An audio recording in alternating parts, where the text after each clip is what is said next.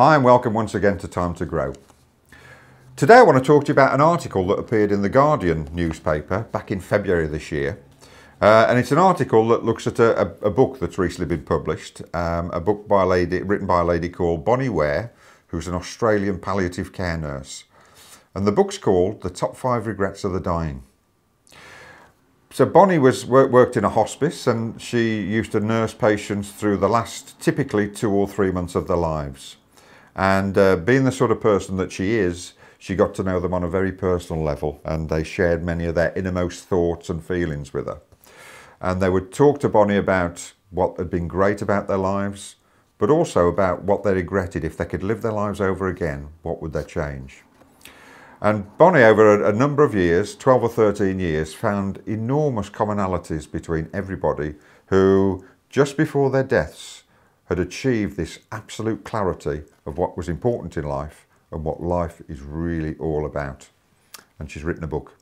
And I just want to share briefly with you those top 5 regrets and see how much they resonate with you. So number 1 is, I wish I'd had the courage to live a life true to myself, not the life others expected of me. And the point Bonnie makes here is that this was the most common regret of all. When people realise that their life is almost over and look back clearly on it, it's easy to see how many dreams have gone unfulfilled.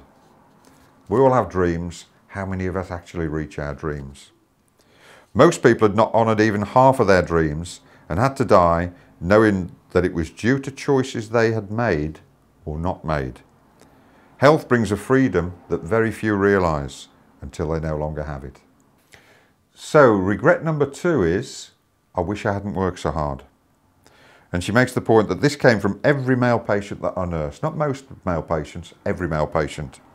They missed their children's youth and their partner's companionship. Women also spoke of this regret, but as most were from an older generation, many of the female patients had not been the breadwinners, and that's not quite the case today.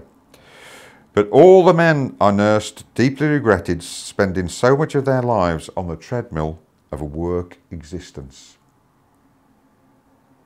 How many of us put far too much emphasis on our work lives now, to the exclusion of other parts of our lives that are so important?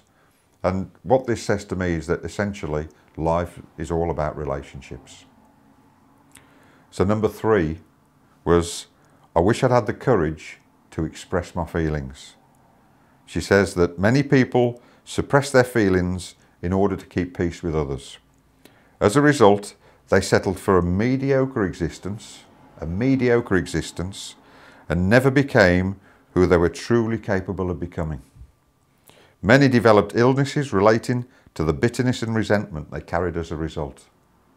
How easy is it to get into a mode of bitterness and resentment if we don't deal with our feelings, if we don't express our feelings, if we're not honest about really who we truly are and what we're all about.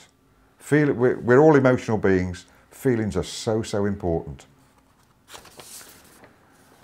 Then number 4, I wish I'd stayed in touch with my friends. And she goes on to say, often they would not truly realise the full benefits of old friends until their dying weeks, and it was not always possible to track them down. Many had become so caught up in their own lives that they had let golden friendships slip by over the years. There were many deep regrets about not giving friendships the time and effort that they deserved. Everyone misses their friends when they're dying. Not most people, everyone misses their friends when they're dying. Again, relationships are the most important part of life. And 5th, and finally, and this is a great one, I wish that I'd let myself be happier. And she goes on to say, this is a surprisingly common one. Many didn't realise until the end that happiness is a choice. Happiness is not about your environment, it's not about your success, it's a choice that we can make every day.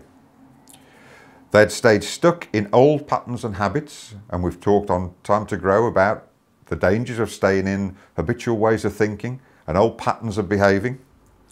The so-called comfort of familiarity overflowed into their emotions as well as their physical lives. Fear of change had them pretending to others and to themselves that they were content, when deep within They long to laugh properly and to have silliness in their life again. Wow. I'm going to read that last sentence again.